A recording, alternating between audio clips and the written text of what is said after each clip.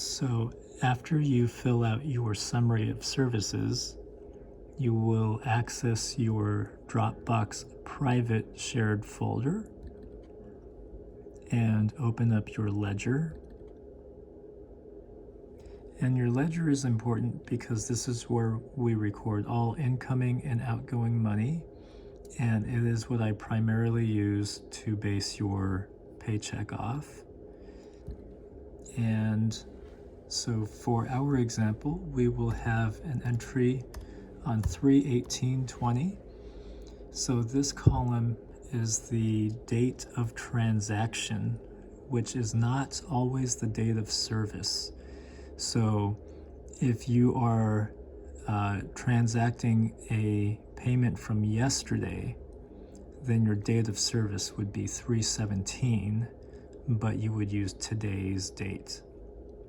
Anyways, I'll come back to that. So for John Smith, we are transacting a service on 3/18, and the date of service is also 3/18, and that was in the amount of $2.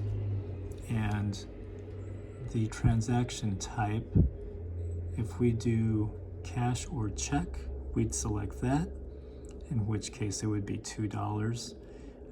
If we swiped a card, we select that, in which case that is the amount that is collected. And if we keyed it in, we select that, and you can see there's a difference in what the merchant takes off the top. So it is important to accurately identify how you charged the card. And going back to the other dates of service, let's say next week is 3/25, and let's say for John Smith, we're collecting a payment from 3/18. Let's say he didn't pay for this week, and he's going to pay for 2 weeks. Then that would be the proper way to record that transaction that took place on 3/25, and he's paying for 2 weeks dates of service, and the amount would probably be $4 at that time. And then of course we can select this. Maybe this time he swiped a card, and that's how we record transactions in the ledger.